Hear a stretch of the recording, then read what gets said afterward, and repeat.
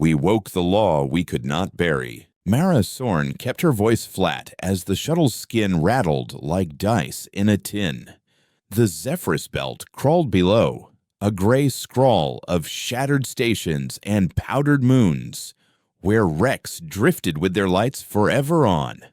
She had no appetite for another graveyard survey, but the contract was signed under witnessed seal.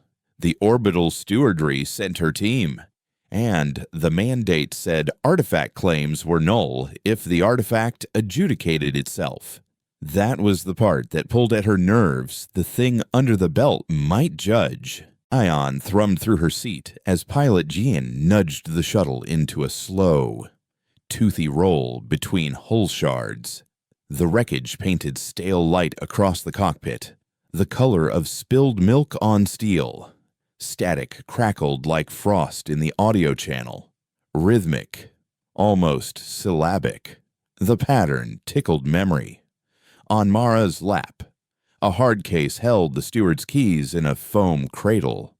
Cold weight, 6-layered plates, each etched with a different sigil, each older than the treaties that name the belt demilitarized. Range to coordinate seam, she asked. 300 meters to anomaly, Lyra said from sensor. Her tone stayed gentle to compensate for Jian's tendency to go sharp. Gravity beads reading a hollow with patterned inertia, striations like ribs, and reflective returns with timed phase inversion. She turned, eyes bright beneath her fringe, its humming back. Kez, the envoy, rubbed his palms together as if warming them at a fire, only he felt. He wore diplomatic black with a white clasp, unarmed and deceptively harmless. It's better to be greeted than ignored. Many old machines prefer the polite approach. The console speakers gave a chime like two glass rods kissed. Jian sucked teeth, rolled the shuttle to reveal a canyon in the rubble, a wound through crust. Far inside, centuries of leaked volatiles had gilded the rock with frost. Threads of ice smoked away where their thrusters licked it. Beneath the frost-lined slit, something blacker than basalt waited, smooth like cooled ink, etched with a sigil that made Mara's molars ache. She tasted iron. The symbol was a half-open spiral with tick marks along its lip. She'd seen it once in an Academy cradle lecture, a dog-eared scan of a saint ship's portico. Obsidian anchorage, she whispered, not trusting breath with more. The hum pressed into the bones of the shuttle. It wasn't loud. It just decided how other sounds would behave. Powerline, the relic didn't sing to us. It counted us. Hold at 50, Mara said. No closer until we test the shoreline. She keyed open the hard case. The plates gleamed pewter in the cockpit's ice-tinted light. Kess, you get one try at the external hail. Use stewardry phrasing. Then human vow. Then quiet. If it talks, we listen. Kez inclined his head and keyed the broadcast.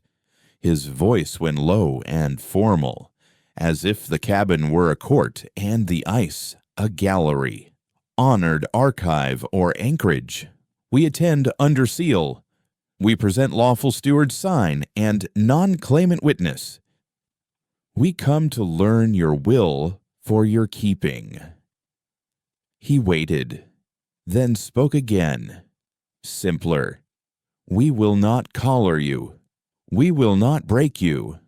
We ask your teaching. Static braided. It was like hearing rain on canvas inside a dream. Then a single click, as precise as a metronome. Lyra gasped softly as symbols strobed along the relic's lip, the half-open spiral filling in with little bars, then emptying again. The shuttle's thermal camera ghosted heat along the sigil as if breath warmed it.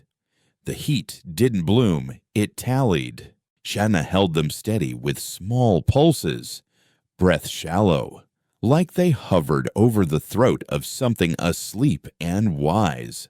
Mara lifted the top plate from the case and fitted it over the mic. The sigil on its face was the same spiral, but closed. "We have keys 1 through 6, she said, issuing petition by number. The hum shifted, and the ice along the fissure's edges sublimed in spiraling lines, a frost rosetta. The pattern completed, then faded as the heat retreated. New returns pinged Lyra's scope. "There's an interior vestibule opening," she said, pressure equalizing in steps. "It's counting the differential." Kez smiled with genuine delight. "Numbers first, then words. That's an old human habit." Mara nodded, throat tight. The Zephyrus Belt had 1,000 stories about relic hunts gone wrong. Cultists blew themselves apart with stolen hymnals. Guilders filed dock claims as chains. The anchorage was older than those mistakes and had watched them repeat. She had never wanted command less, and never believed she might deserve it more. "Ease in," she said. "We approach with our hands where it can see them." Power line. We entered a courtroom built from vacuum and memory. The vestibule was a mouth in the black, glossy and depthless, ringed with concentric ridges like an ancient coin's edge.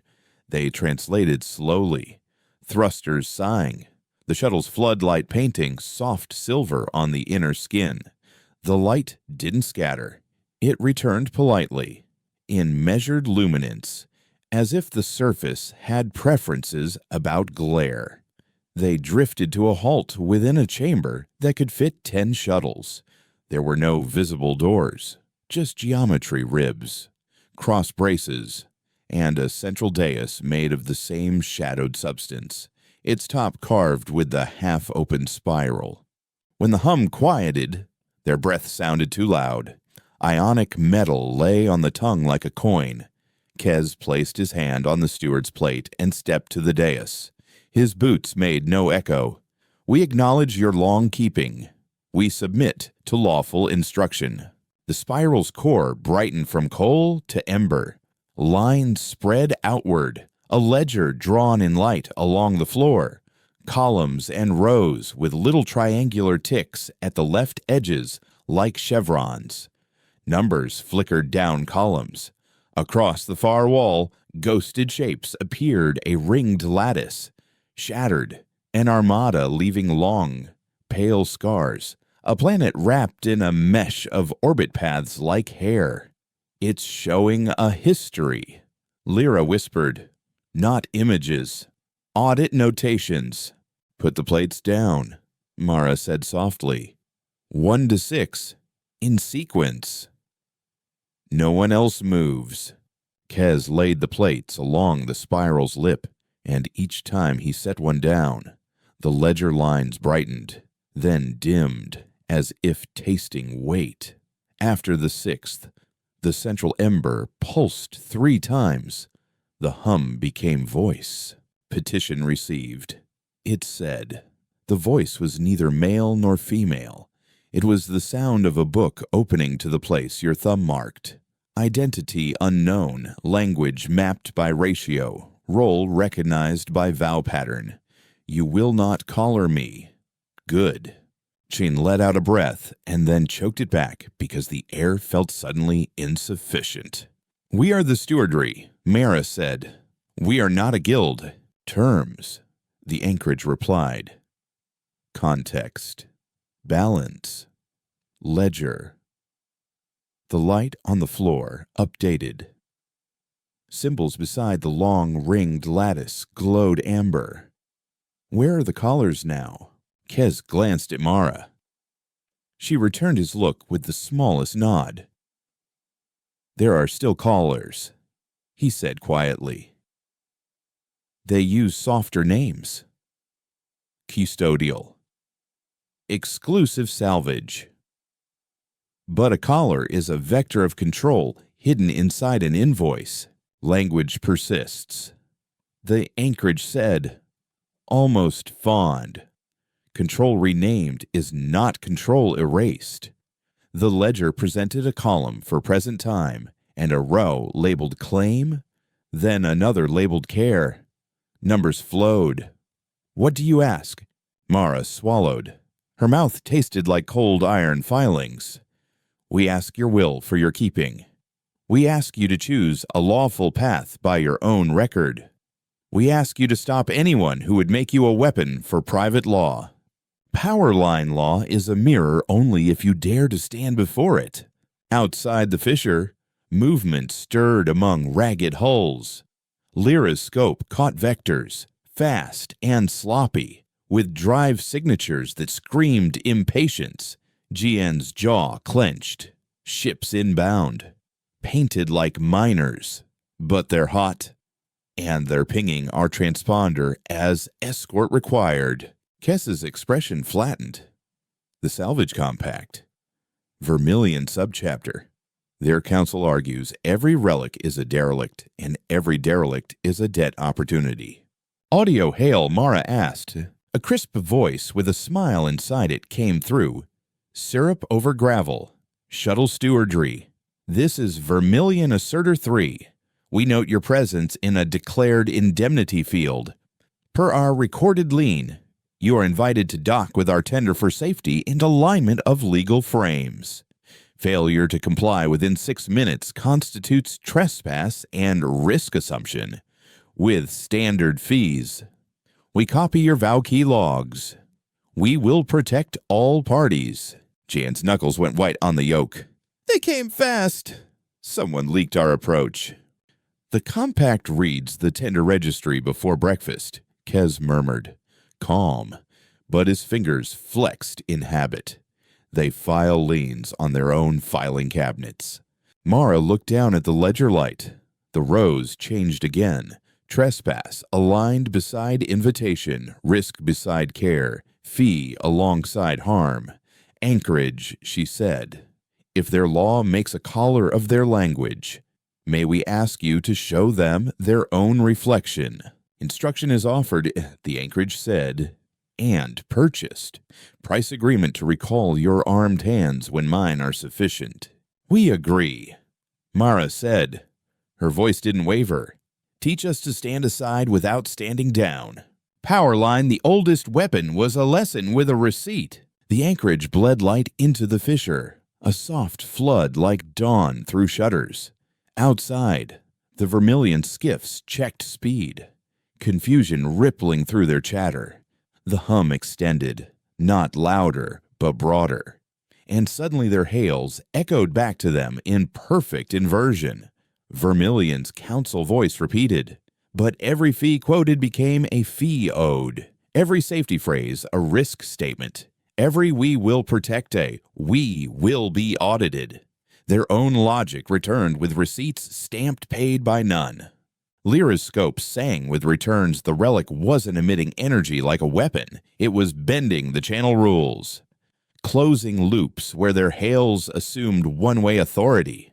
Their computers loved closure and chased it like cats after a red dot.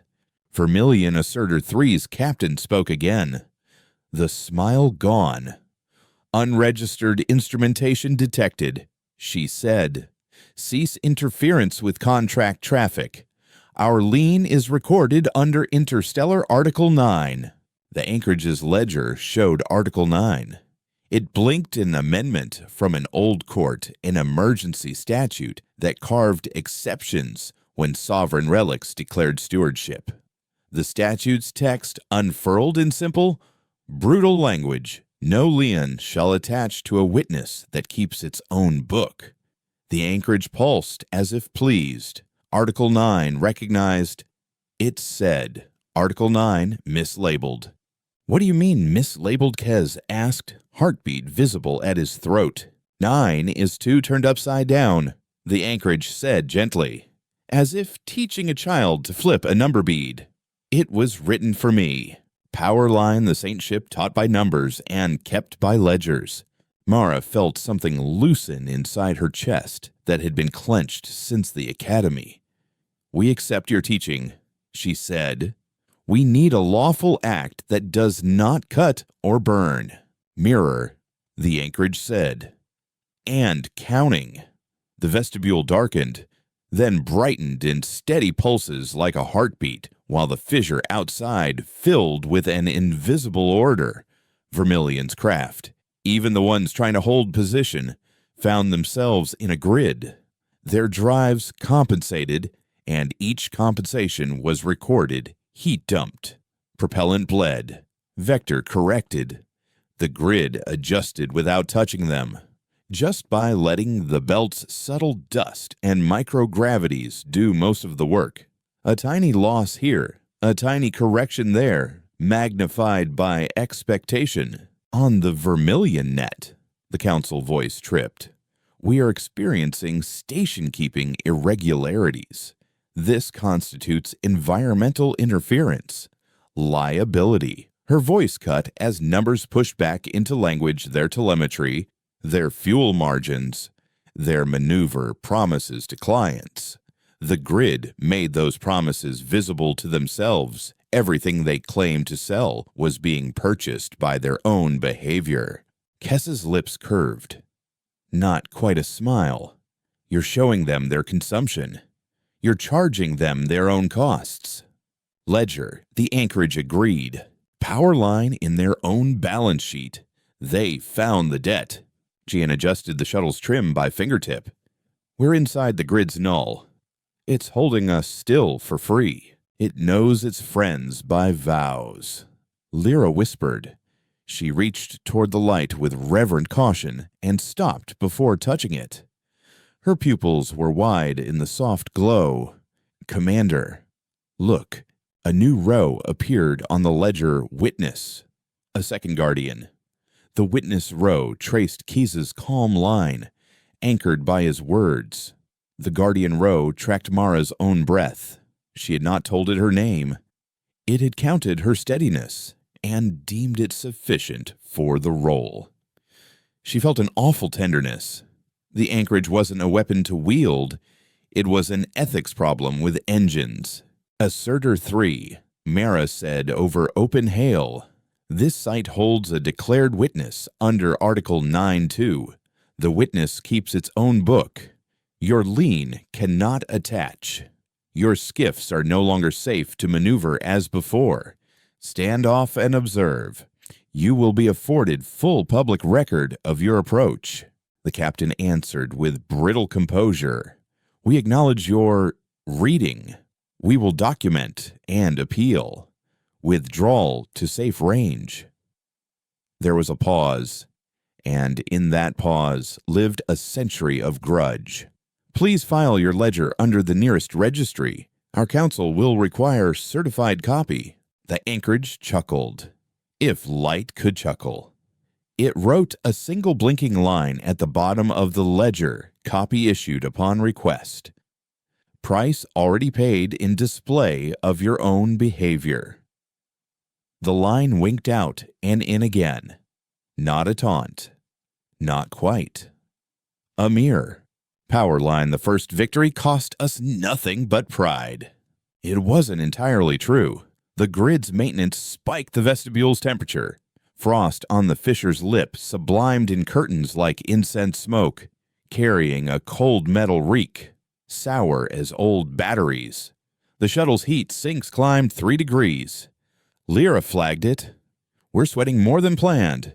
The anchorage is doing most of the work, but we're in its convection. Cost recorded, the anchorage said.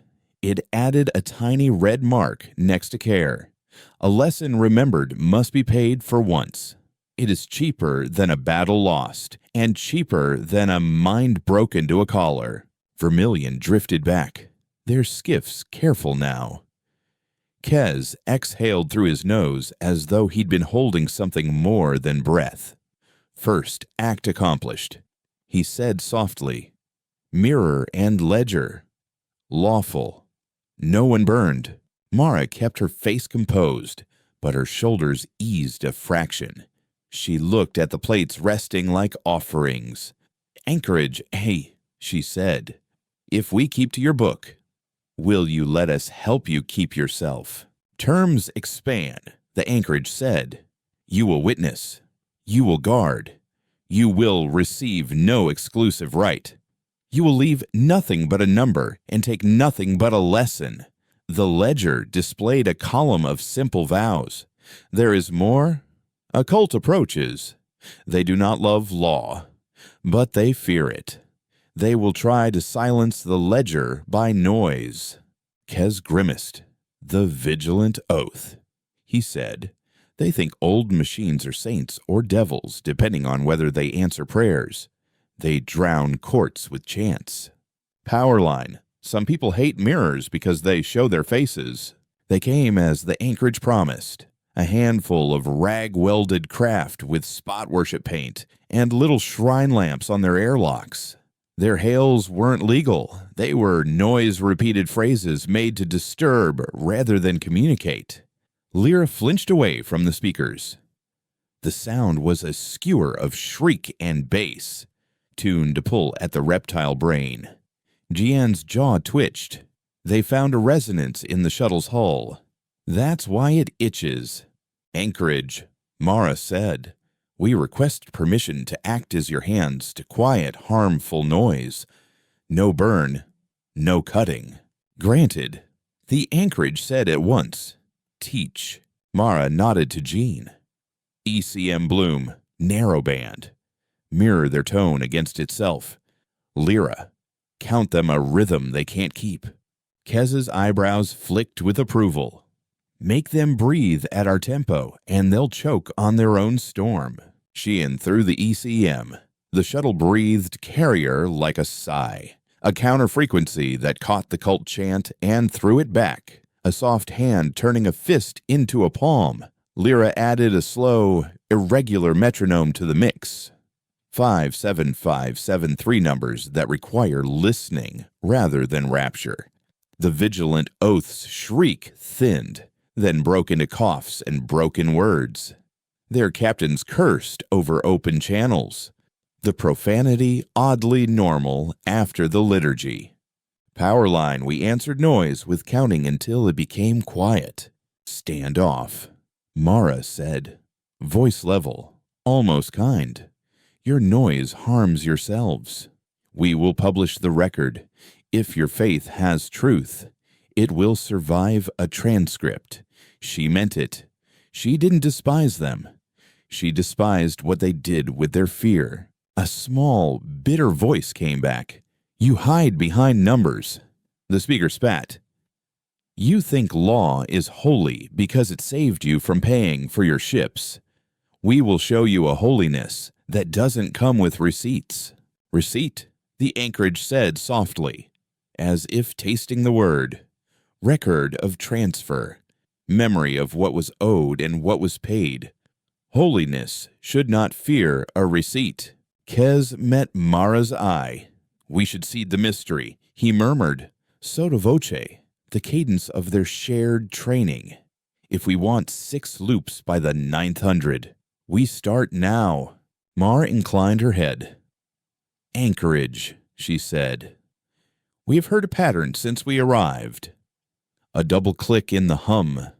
A quiet correction embedded in your breath. What is that number kept behind your words? The anchorage did not answer immediately. The ledger lights dimmed, then brightened, like lungs filling. A name. It said at last. A number with a story. It was once painted along my flank in letters tall enough to read from a moon. The paint is gone. The number remains. What does it count? Lyra asked, forgetting herself, eagerness leaping out. Those who stood before me and were seen, the anchorage said, and those I chose not to kill. Powerline, mercy written down isn't less fierce, it's provable. The vigilant oath retreated, their shrines dimmed by embarrassment or exhaustion. Vermilion sniped a legal threat and then followed them out to safer lanes. Nursing fuel that suddenly felt more expensive. The vestibule cooled, the frost creeping back to draw delicate ferns where heat had washed. The air tasted faintly of ozone and something like old linen, sun-bleached and dry. Gene cracked his shoulders and ran a systems check. Heat margin down 4%. He murmured, "Nothing catastrophic, but we'll need longer sinks later. Mark it." Cost, small but not free. Mara added it to her internal book anyway. Management by numbers wasn't an excuse to stop feeling. The anchorage watched her. It didn't have eyes, but she felt seen. Next lesson. It said, "You will be asked to declare me property. The words will come from mouths that favor you. They will be smiling. They will use phrases like collective good. They will offer you a budget and ask only that I agree to be scheduled." Kez made an amused, unhappy sound. "The council's lighter hand," he said. "Our own people." Mara felt the first prick of anger, clean and thin. She had worn stewardry blacks too long to pretend her side had no predators. "We will refuse," she said. "We will give you a file name you choose. We will not place you on a calendar." The anchorage's ledger drew a clean line, black as ink. "Precedent stake established," it said. "Witness to publish." Powerline, freedom needs paperwork, or it bleeds out in practice. The anchorage asked something then that Mara had not expected. "Tell me a story." It said, "Not a law. A story. I have been listening to numbers for a long time. Numbers can sing, but they are most beautiful when they hold a human voice." Kez half bowed. He asked Mara. "Make it true," she said. He told the story of a boy and his mother under a failing station dome, where air was rationed by coin and leaks were patched with prayer. He told how the boy learned to count the seconds a valve could be open and still leave enough for dawn, and how he grew into a man who loved the precise mercy of numbers more than the sloppy cruelty of debts called favors. He told how that man found the stewardry and wedding rings and the discipline to grieve in public so others would dare to petition. The anchorage hummed along, small, pleased. The ledger wrote nothing for a long time. When it did, it drew a symbol unlike the others, a little open circle with a dash through it, the old notational mark for null. Nothing owed. Gift received. It said, "Balance unchanged, but the book grows richer." Powerline, the oldest currency, was attention, paid in full. Their respite ended with a spike across Lyra's scope. "Drive plume," she said. "Big. Clean. Council launch. And, oh, the crest on the nose. Stewardry High Archivist Vale herself." Kez's throat worked. "She'll want a photo with the spiral," he murmured. "Dry. And a signature no one can revoke." Jin set the shuttle at a respectful angle. The council cruiser slid into view, sleek and purposeful, edges glowing a friendly blue. Its hail came with an orchestra swell, careful volume, warm timbre, practiced sincerity. Zephyrus Site Team. This is High Archivist Vale. Attending under Assembly Writ. We bring guardianship framework and funding for preservation. Please acknowledge readiness to formalize stewardship. We have a ribbon. We have a schedule. We will not collar. We will simply hold. Mara glanced at Kez. Kez didn't return the look. He stared at the cruiser's crest with a small sadness, like a man watching his favorite teacher ask for a bribe. "We'll be polite," he said softly. "And we'll be firm." Mara keyed open. "Hi, Archivist. We acknowledge you with respect. This witness keeps its own book. It prefers ledgers to collars and schedules. We can help publish. We won't own." "Commander Sorn," Vale said with friendly warmth that made Mara feel 11. "Relax. Stewardship is not ownership. Our calendar is only a convenience for the public. We want to welcome the anchorage to the assembly of knowing things. We will sign nothing that binds without consent. May we see your keys? There's a ceremony. The ledger wrote in small, tight script, danger words that mean two things at once. Power line. A smile is sometimes a soft-spoken lock. Anchorage, Mara said under her breath. What do you wish? Witness. It replied. Guardian. No ribbon. No calendar. A vow etched in numbers and kept in public eyes. Not in a private desk. I will open once more today, in demonstration, and then I will rest. Your law will decide how often I will be asked to be awake. I will decide how often I will answer. Mara nodded and faced the hail. Hi, Archivist. The anchorage will open once more.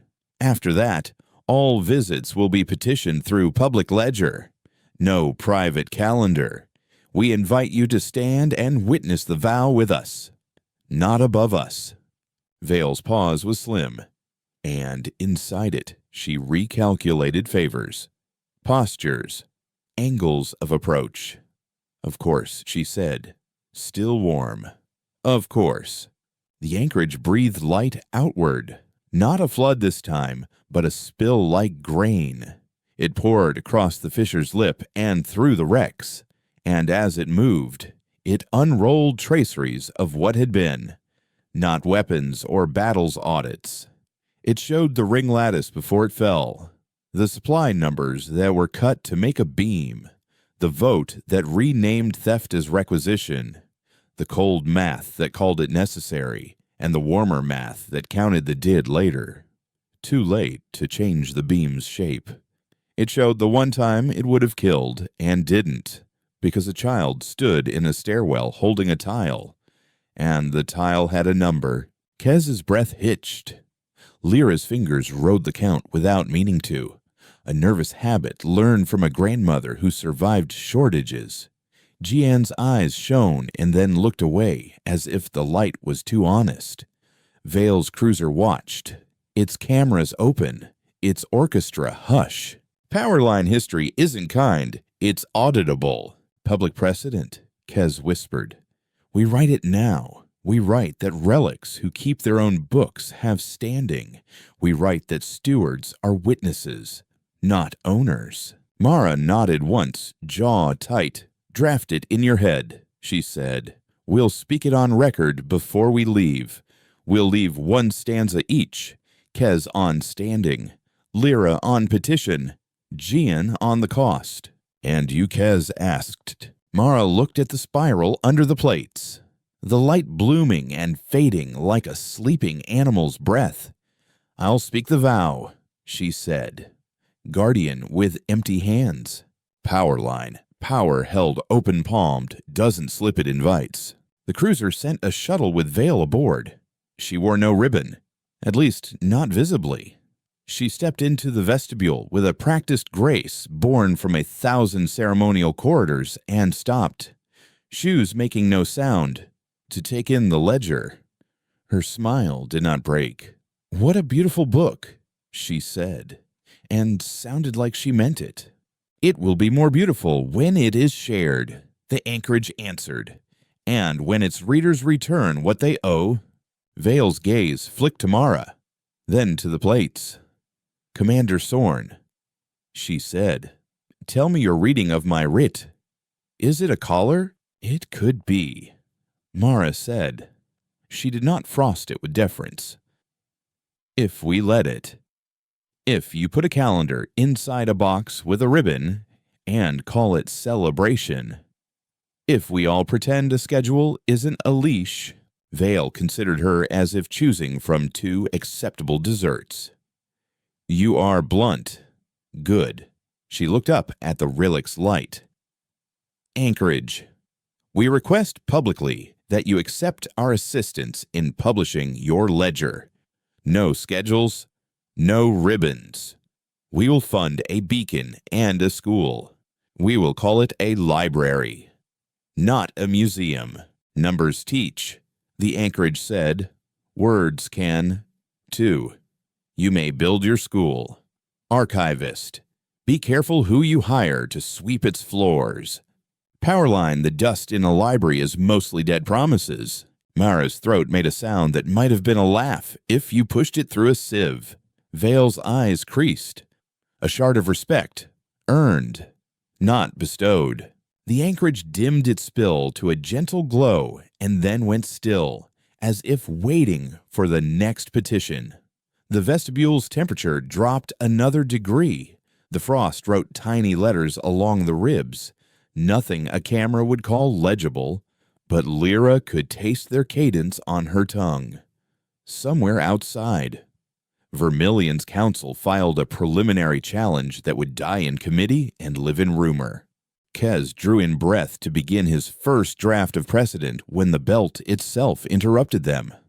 A dark shape slid across the fisher mouth, not a skiff or a shuttle, but a miner's smelter barge repurposed in anger. It vented slag like steam and wore armor the color of admonition. Its transponder didn't lie. It merely told a truth that had been wrapped in an old name assembly enforcement cutter. Hint soar softly. They brought a cutter to a ledger reading. That's a tone. Vale's face did not move. They weren't invited, she said. But we do not control all arms of our government in an hour. The cutter's hail had none of Vale's warmth. It was clipped and mathematical. Unscheduled relic activation detected. Civil risk elevated.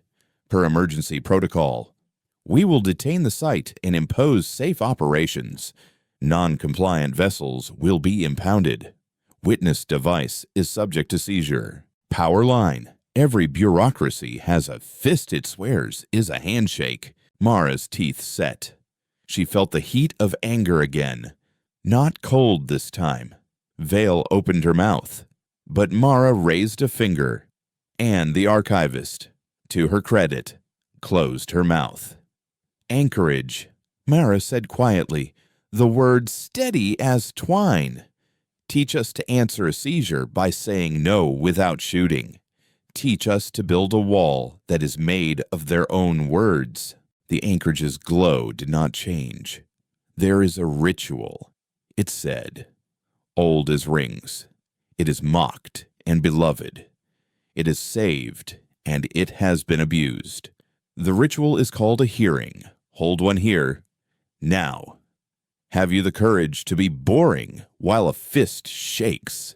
Kez grinned, sudden and fierce. I was born boring in the face of fists. Mara stepped onto the dais. Hearing convened, she said, and her voice filled the vestibule without amplifiers. Witness present. Guardian present. Petitioners present. Enforcement present. Archivist present. Cult withdrew to safe remove. Salvage compact stands by with objections. Anchorage. Will you keep minutes?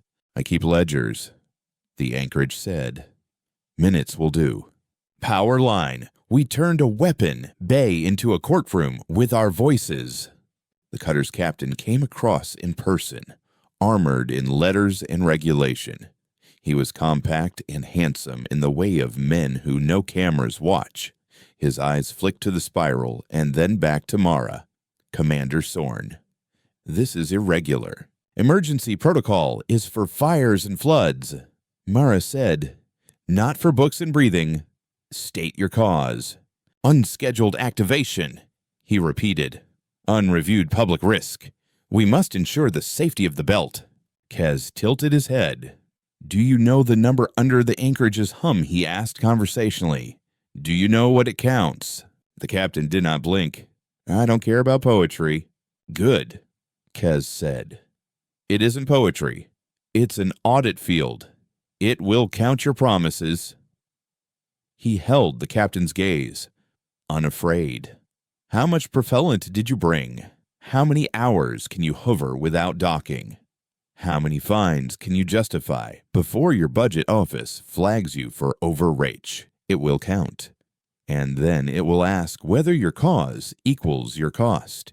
Powerline, the fastest way to stop a bully is to make him budget. The captain's mouth tightened a millimeter. Vale, to her credit, did not come to his rescue. The vestibule's air smelled like ice and warm wiring. Lyra's fingers tapped 57573 against her thigh, calibrating patience. Jian watched the barge's vents, counting rhythm, calculating vector advantage if things turned unboring. Mara set her palms open, no plates in hand. State your cause in numbers and words, she said. We will answer in numbers and words. Then we will decide. We have a witness.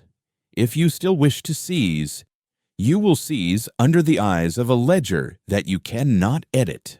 The captain took a breath. He was not a fool. He was a servant of an arm of a thing that believed itself the entire body. Fine, he said. We state probability of cult escalation within 8 hours. 27%. Probability of salvage compacts theft within 12 hours. 41%. Probability of public stampede within 24 hours. 62%. He lifted his chin an angle. Probability that stewardry will keep order without force, 12%. Kez spread his hands. We thank you for your numbers. He slid into advocate cadence. Our counter with hearing, conducted and precedent announced. Cult escalation probability drops to 8%. Compact theft drops to 9%. Stampede drops to 20%. And your impound probability drops to 0. Because the public will see you chose transparent order, not private seizure. Stewardry order without force, now 61%. Proof the captain asked. Lyra opened a channel to the belt's local net. She did not speak. She played. Not a chant. Not a counter. She streamed the hearing. The feed's viewer count climbed like a fever. First local miners, then station squatters, then quiet. Thoughtful faces on her screen in tiny windows, each with a name. None of them mattered to a budget, and all of them mattered to a ledger. Powerline, sunlight is cheaper than force and costs more to refuse. Anchorage, Mara said. Record that the hearing is public. Record the enforcement cause as stated. Record Kez's counter. Record Vale's promise to fund a school. Record my vow as guardian. I will not schedule you. I will not collar you. I will witness you for as long as my breath lasts. The anchorage drew her vow as a line not in numbers, but in thickness. It was a line that would blacken as it was kept. It was a pleasure, both terrible and right, to see how thin it was now, how fat it could become. The captain looked at the count. He rubbed his jaw as men do when remembering their fathers. You make this difficult, he said, but some of the brittle had leached from his tone. Very well. We stand down impound. We remain to observe. We reserve the right to intervene if your school becomes a cult. You will be invited to sweep its floors, the anchorage said. There was no malice in it.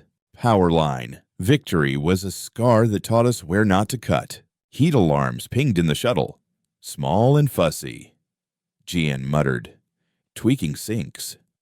We're into margin on loop thrusters, he reported. I can keep us steady, but I'll buy you less wiggle if we have to move fast. Cost recorded, the anchorage said again. Humans who love me enough to spend their heat are the only ones I trust to leave me be. Mara exhaled. Almost a laugh. That's the second cost, she said. The first was pride.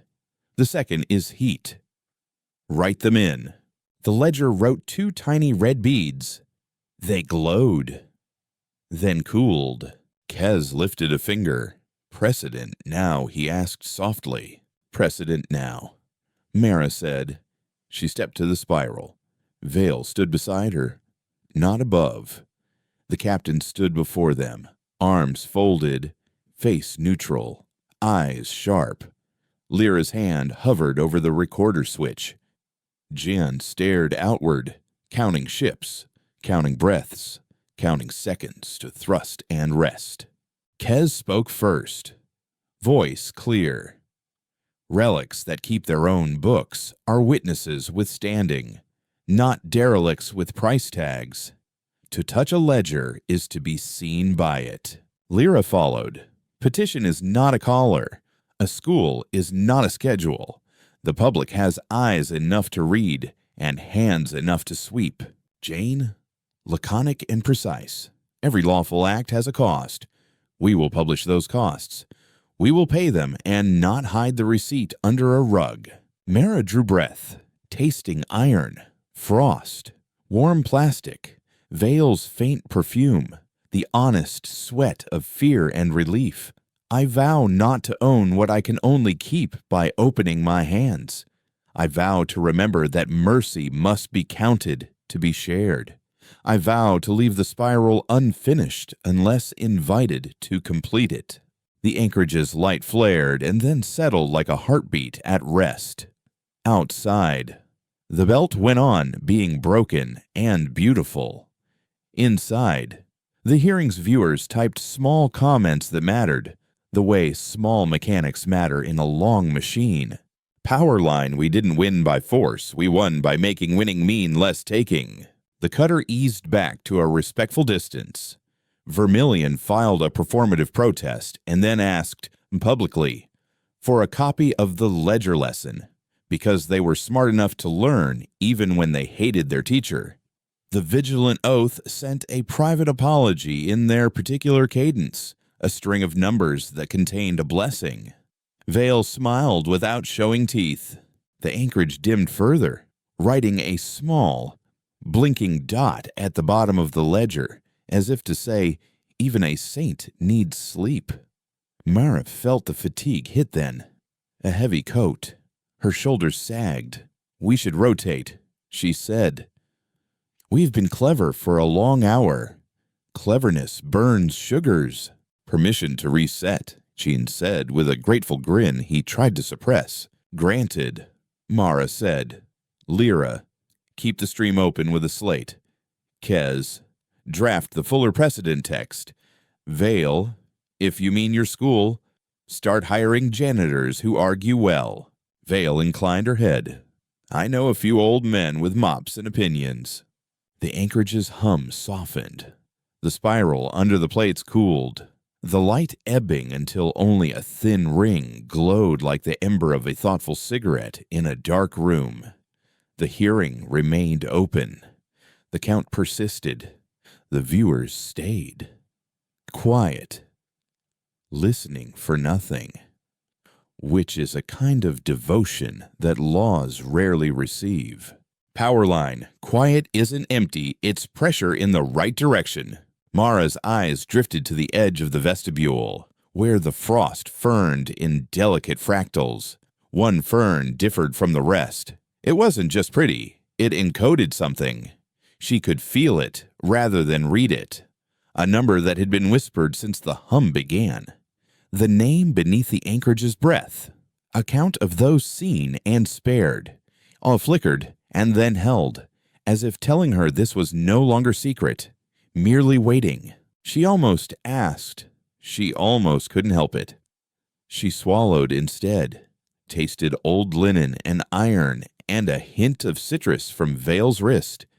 Not now, she told herself. And the anchorage.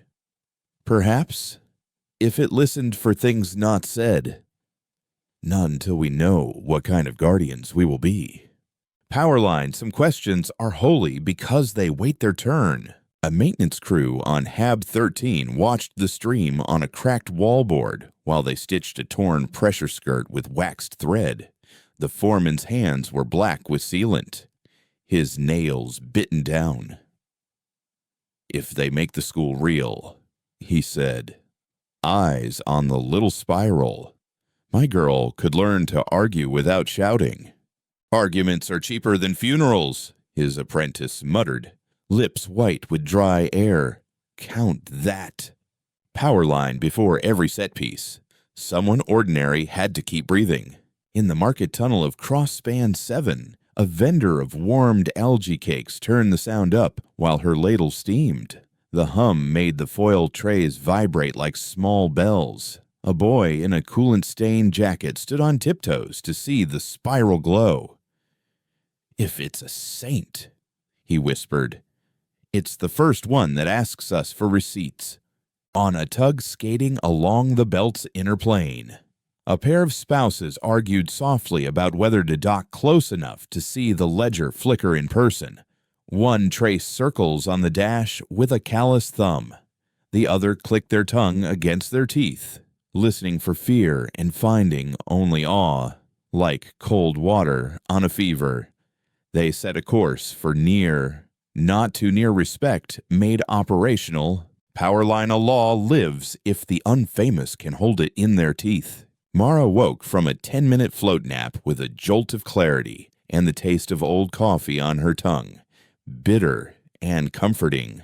The vestibule was dimmer. Frost had crept another finger's width across the ribs, the crystals sharp as book spines. The air carried a tang of machine oil and the faint sweetness of Vale's tea. Lyra had left the stream on a slate-white letters on black. Hearing recess, witness rests, public may comment. Between lines, viewers had typed their names in short thoughts that read, like prayer, and policy had a child together. Dian snored softly in a neck brace, an ungainly sound that somehow made the holy practical. Kez wrote, lips moving without voice, fingers drumming a rhythm that mirrored the anchorage's heartbeat. Vale sat with her legs folded under her, back straight, attention like a candle that refused to gutter. A new ping, soft, almost shy, tickled the shuttle's nose. Lyra lifted her head. Small craft, she said. Civilian. Fast and light. No banner.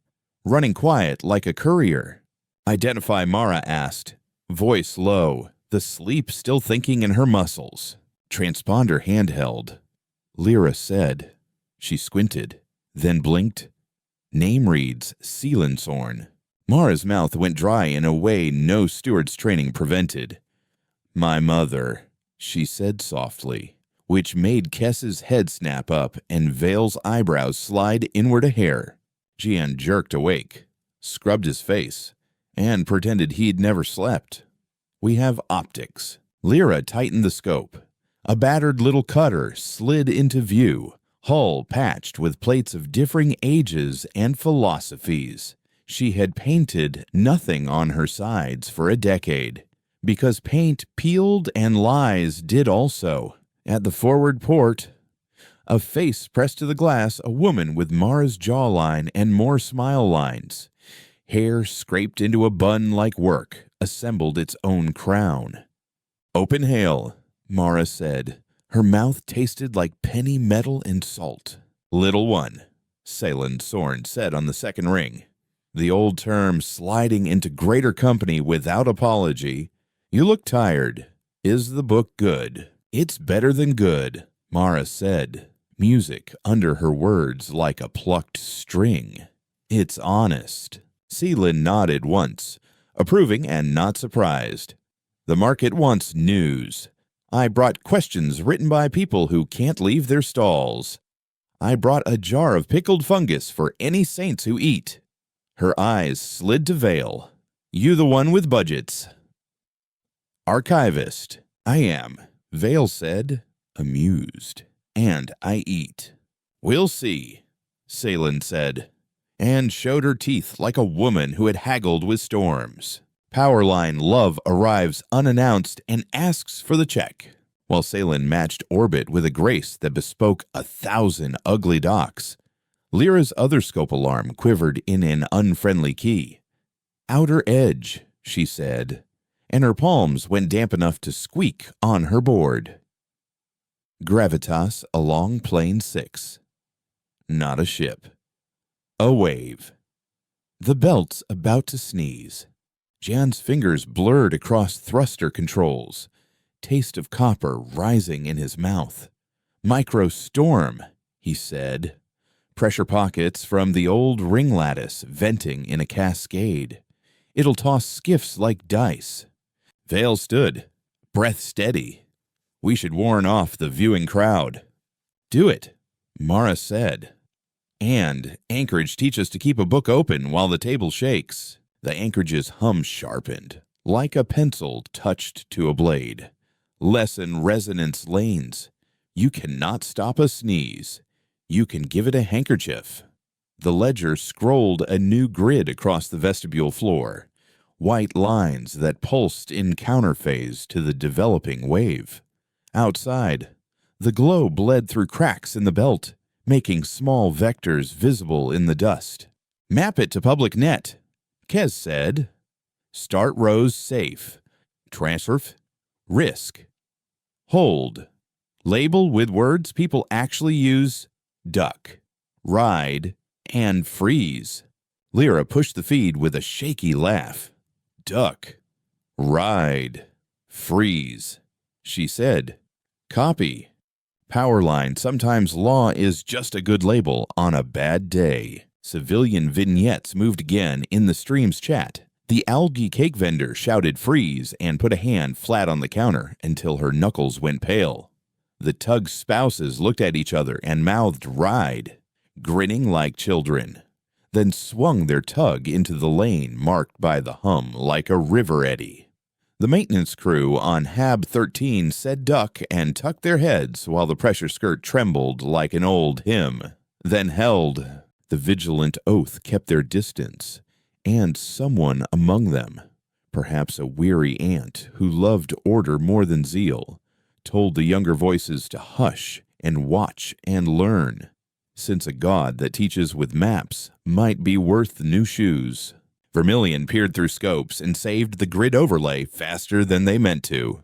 The wave rolled. It wasn't dramatic, just relentless. Like old grief. Dust ribbons braided. Hull flakes tapped each other like knuckles knocking to be let in. Skiffs bucked, then settled. Vale's cruiser flexed its ribs to take the tremor, confidence wheeling down to prudence. Sealand's cutter slid its nose a degree left and found the hollow space behind the bump like a dancer stepping through a door someone only half opened. Gian fought the shuttle's tendency to drift into a beat that wasn't his. His wrists ached. Sweat scorched at his hairline and beaded along his bridges. He swallowed and grimaced at the taste of burnt coffee and fear. Heat up 7, he said. I can take it, but I'll owe my arms a lecture later. Lecture, the anchorage said, pleased at the pun that wasn't one. You are paying cost openly. The book thanks you. Powerline, the receipt for courage is a small tremor in your hands after the wave passed. The belt sighed like a tired animal. Frost on the ribs breathed a whisper and then fell still. The hum smoothed out. Richer for having been tested. Lyra swiped her cheeks with the heels of her hands and sniffed. Embarrassed at salt where she'd planned to be metal. Kez squeezed her shoulder. Vale exhaled in quiet relief. A human sound that had nothing to do with budgets. Salen split her cargo. She sent a small parcel to Vale pickled fungus in glazed ceramic with a crack through the lid. Tied with a string woven from plast thread and hair. She sent another to the vestibule children's questions, scrawled in broad strokes. Ink pools where small hands had lingered. Read one, the anchorage said. And the hum softened as if a candle had been cupped. Lyra picked, Do you dream, she read. Voice wobbling toward the end because she'd been a child just long enough ago to remember how large machines loomed. Numbers dream when they are left alone long enough to find patterns. The anchorage said, I have been alone. I have found patterns. Sometimes I dream of the number under my hum changing by 1. Up or down, Kez asked gently. Down, it said. And the frost flowers didn't move. But they seemed to listen more closely. Powerline, Mercy is both a choice and a countdown. The cutter captain returned with a different face, less hard, more listening. Commander Sorn, he said, your hearing held. The public saw. The wave taught even my rookies something they'll remember longer than a warning memo. He hesitated. I have a problem. Say it. Mara said, open palms, steady spine. A unit not under my direct command, he said, which meant not under my control, is on approach from the dark side of the ring. Their commander believes in making examples. He owes Vermilion a favor and the Vigilant Oath a grudge. He will try to force your school into a simple story. He will fire a warning shell at the vestibule mouth to make everyone scramble, then arrest someone in the scramble and call it order. Vale's mouth tightened. Names, she said. Equal parts, request and command. Cutter decisive.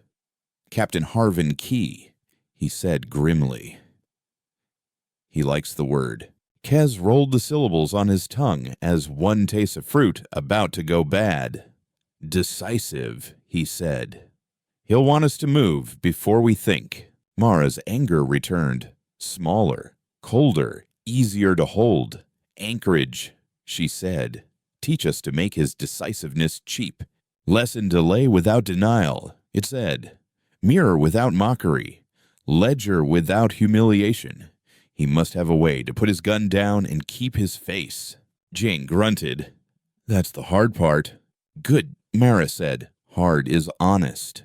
Power line. Humiliation breeds martyrs. Dignity breeds retractions. Before the decisive's nose crested the fissure, the anchorage wrote a small, elegant corridor into the grid, a channel not to the vestibule, but to a point just outside it, marked with a ring and labeled in Lyra's hand, Speaking Place. The ring shimmered like heat mirage. If you held there, your ship's hull resonated with the relic's hum, a bodily pressure that felt like respect. If you pushed past, your drives slid slightly, not blocked, but made to taste their own waste. A little humiliation without audience. They hailed before they were seen. Zephyrus sight. This is decisive. You have multiplied risk. You will stand down your unauthorized hearing and accept temporary seizure of sight and witness. We will restore order. Mara answered with a voice made of calm water and the edge of a knife. Decisive. This is hearing convened. We offer you the speaking place. Your words will be recorded. Your costs will be counted. You may be decisive about your own ship. You may not be decisive about other people's breath. Cute, Key said, and the word carried more contempt than the cheapest slur, because contempt from the powerful wears its own crown. Vale spoke, surprising Key enough to make him leave half a second of silence on the channel. Captain Key, High Archivist Vale, Assembly writ present. The witness keeps its own book. You are invited to the speaking place. If you fire a warning shell, that shell will be recorded as a cost not attached to a cause. Archivist, he said, your ribbon isn't long enough to reach my deck. Good, Vale said mildly. Ribbons trip the feet. Power line. The best taunt is kindness that doesn't move. Decisive crested the fissure and took the speaking place like a dog taking a mat halfway through a jump. His hull rang with the hum. Every crew member felt the thrum in their molars and their knees. Key tried to push past. His drives sputtered a hair, then recovered. His bridge crew's eyes went wide. Their hands twitched toward toggles they had no clear right to touch. Captain, Kez said, using the voice reserved for angry uncles at weddings, we are live to the belt. There are children watching. One of them sent the witness a question about dreaming. Please don't teach them that the loudest voice wins.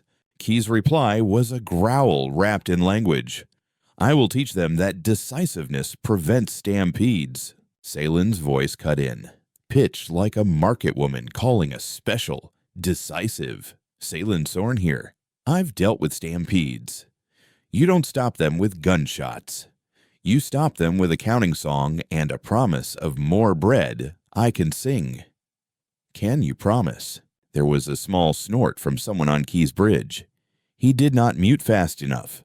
The belt heard it. The belt smiled, not unkindly. Key made his decision. He pivoted to force the issue. His hull scraped the invisible ring, and the ring made him taste his own spill. His crew swore as their needles jumped. He slowed a hair, face unreadable. Power line, sometimes the only way out is through a very small door. Captain Key. Mara said, "We will offer you a tool. We will call it Stay Away Writ. It is old and boring.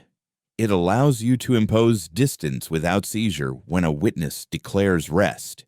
You may use it to keep your rookie safe and your face smooth.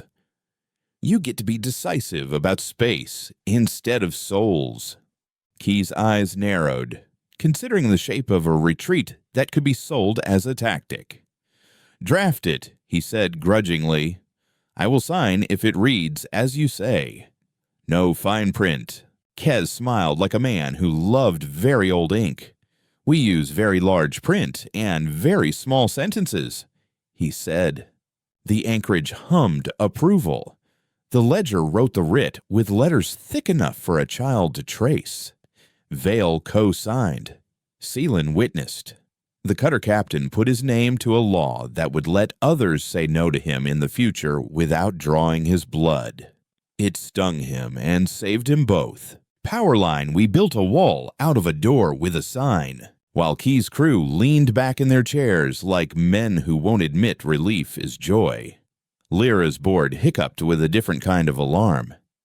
"Silhouette under the plane," she said softly. "Too cold. Too quiet. That's not a ship. That's a knife." Han swore, a short, prayer-shaped thing. Pirate or zealot. "Neither," Kez said, and his voice chilled. "Those are engineered lines. That's a privateer. Hired. By whom Vale asked, though the answer felt like a coin called tails and coming up serpent. By anyone who wants to make a school fail loudly enough to defund it."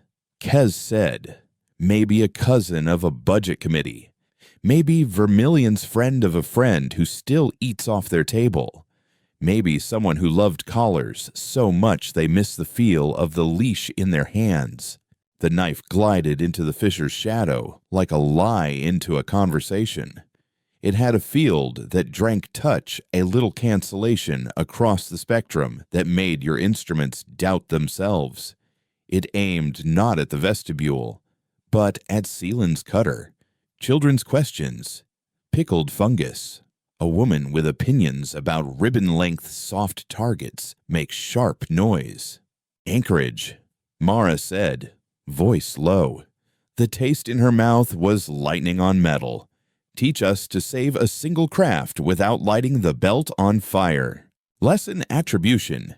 It said, not shield, not spear. Name. Record. The knife hates names. The ledger blossomed a web across the fissure. Lines of association like thread in a loom.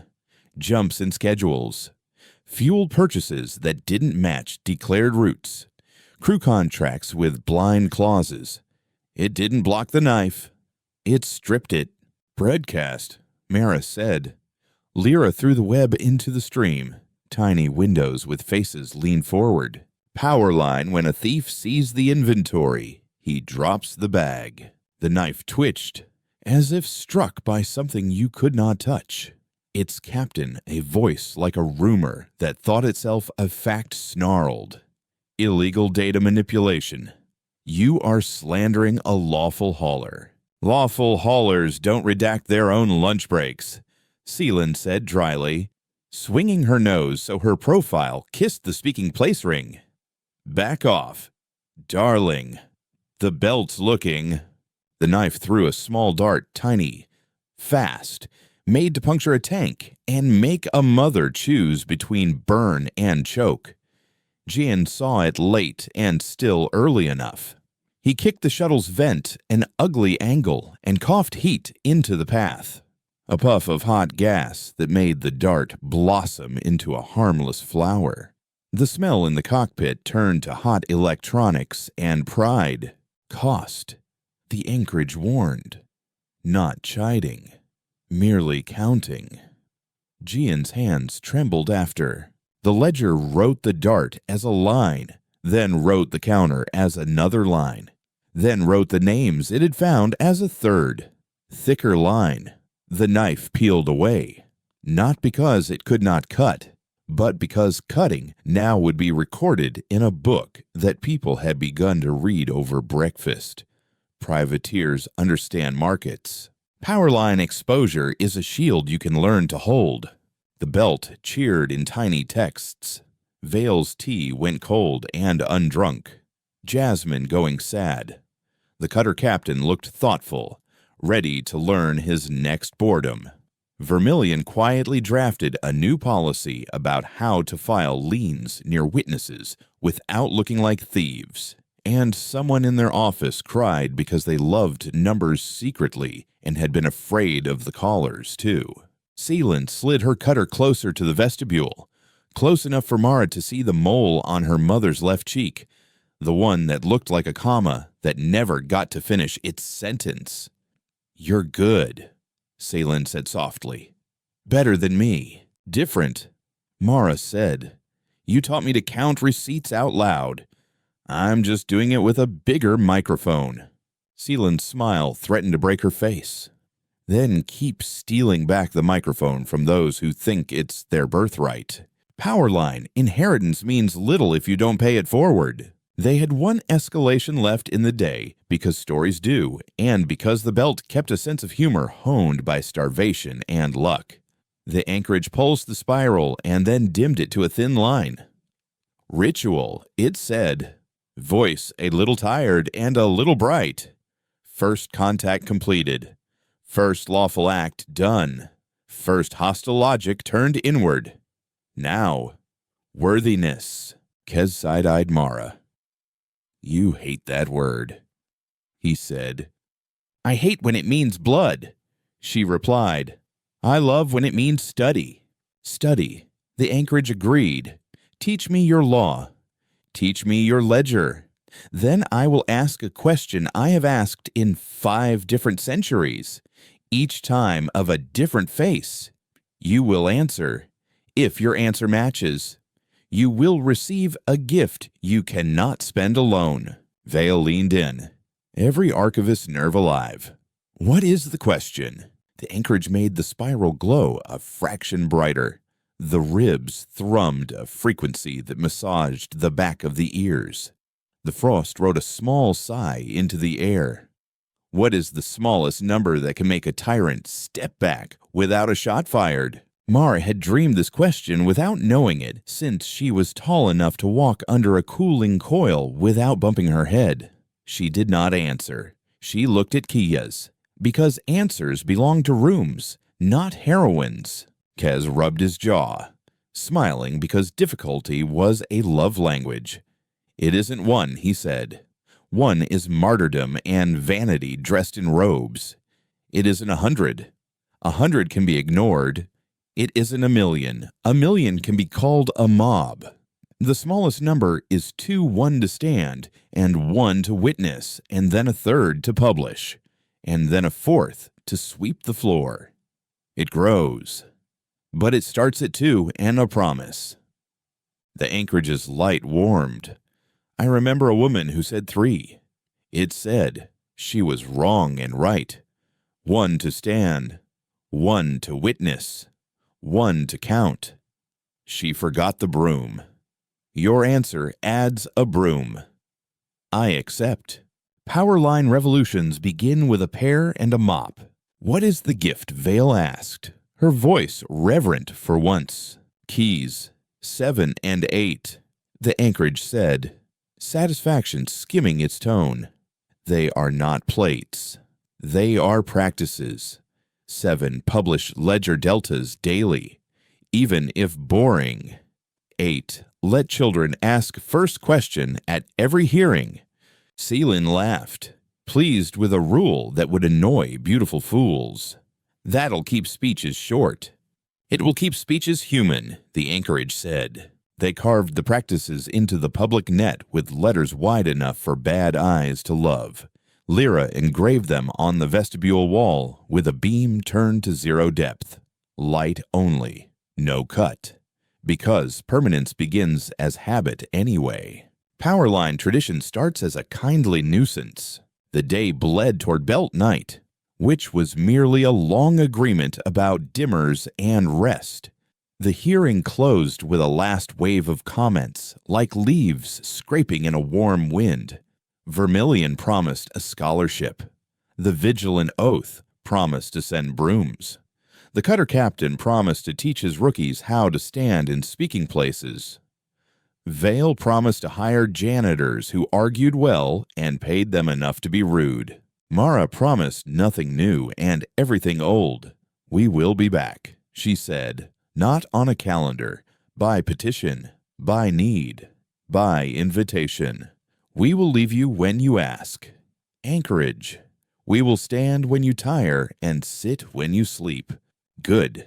It said, like a teacher who has watched a child choose the right block from a box full of wrong ones. Powerline, a vow is a tool you sharpen by using gently. A small cost made itself known as they prepared to drift away, a hairline crack in a shuttle coolant line hidden under a panel with a sticker of a cat that said, "Hang in there." Gene found it because he loved his ship like a goat. He hissed, grinned, cursed, and taped, then scheduled a replacement at a dock that wouldn't judge. His knuckles came away, spotted with antifreeze and joy. Lyra yawned until her jaw clicked. Vale stretched and winced. Backbones telling the truth to a woman used to telling truths to other people. Kez closed his pad and kissed the back of his fingers in the direction of the spiral, which is how secular men pray when they think no one worth impressing is watching. Seelin sent one last parcel, a flat loaf of bread glazed with salt and oil, wrapped in cloth that had once been a shirt. For the saint, she said. For its janitors. For you. Bread keeps hearings from becoming poems. Powerline poetry is for after. Bread is for now. They drifted out to the belt's safer lanes. The anchorage dimmed, and the spiral became a line so thin it could have been a trick of eyes. The ledger kept blinking in a tiny corner, polite as a nightlight. The speaking place ring faded until ships would only find it if they were taught where to look, which was the point teaching, not trapping. Weeks went by like careful breaths. The school became a room with walls you could touch and arguments you could survive. The janitors, old men, fierce aunties, young ones with knees that hurt and mouths that didn't keep the floor bright and the corners free of pamphlets that lied. Children ran the bell that started hearings.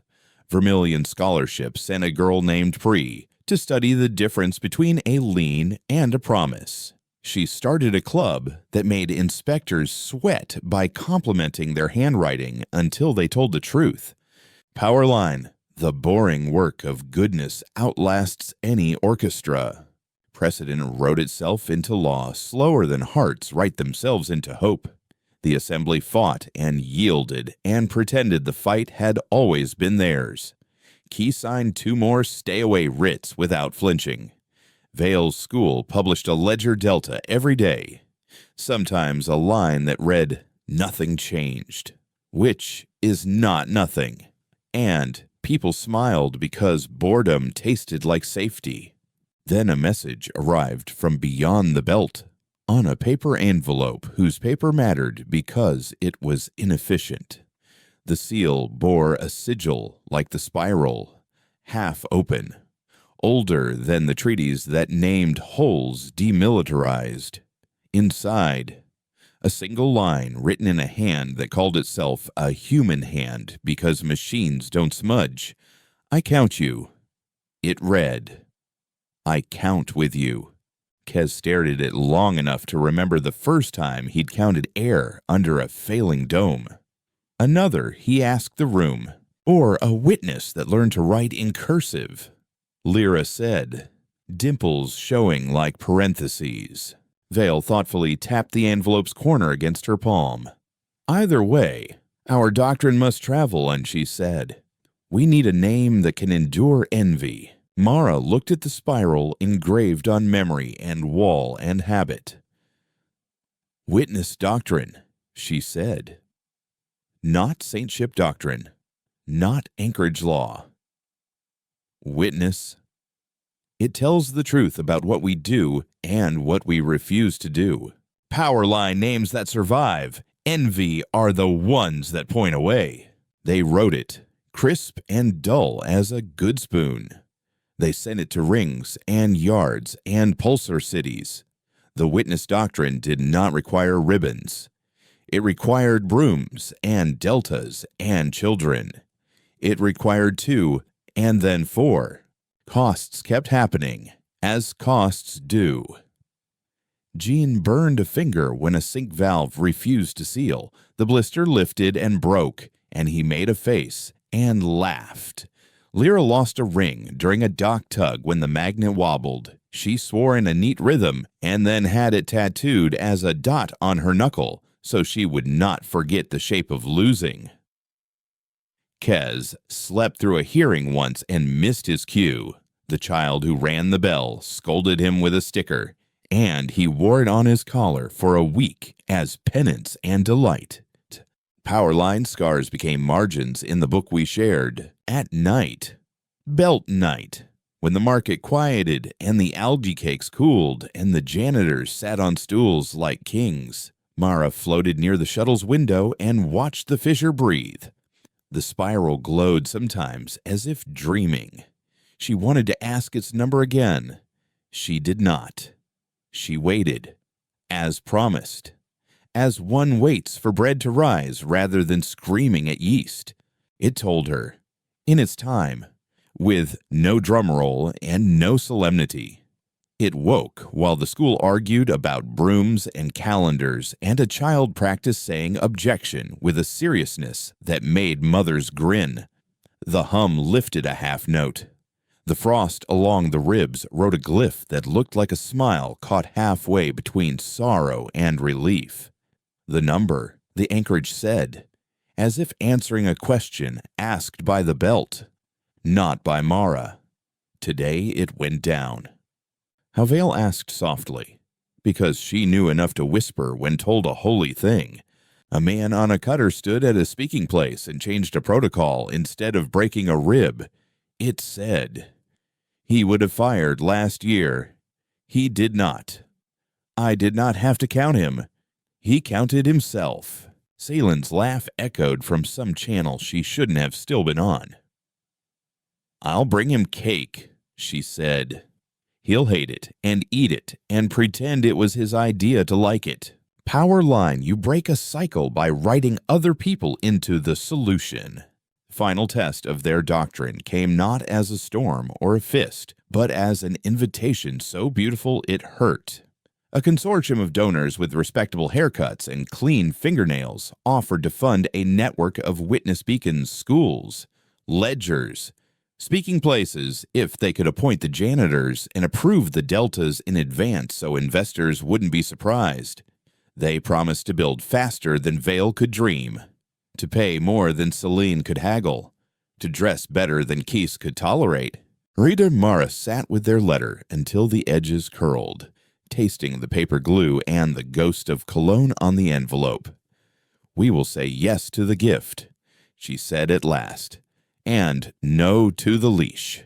Vale's smile was wicked and warm. Let the children approve the donors, she said, and publish the no as the first delta. Anchorage Mara asked, because stewardship meant asking even when you knew. Approval by those who sweep is approval I will honor, it said. If the donors fear children, their schools are not for me. Powerline, we didn't refuse money, we refused quiet money. They published the conditions.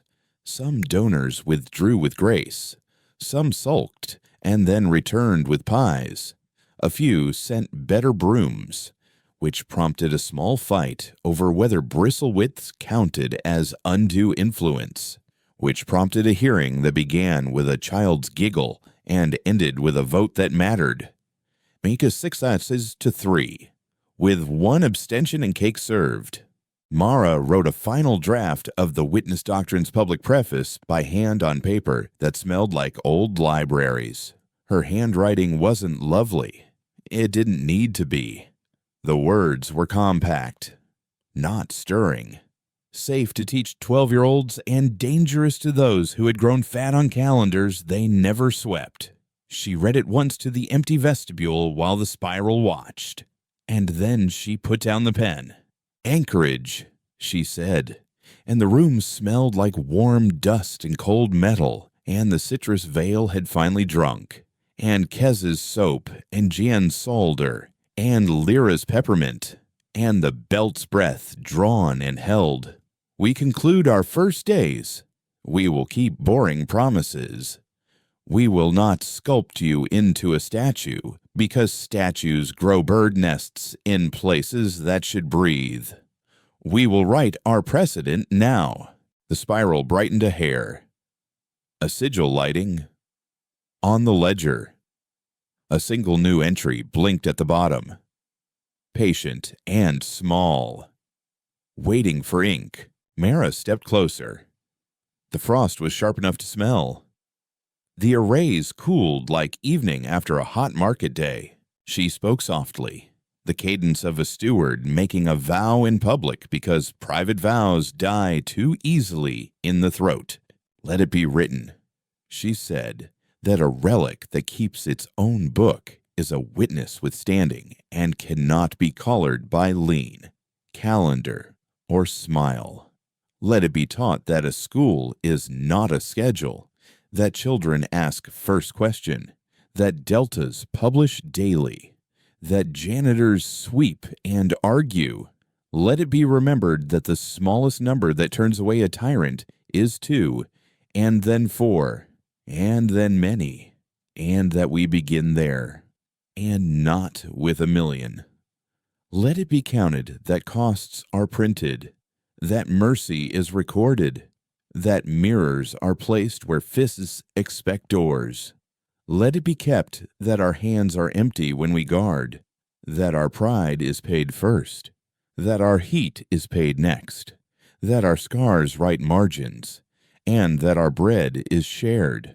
She let the words hang, the air tasting like iron and jasmine and olives and laughter worn thin by long use. And then she shut her mouth and let the ledger blink like a heartbeat, ready to write. Her compact monologue settled in the book like a coin in a jar. The spiral dimmed to a content ember.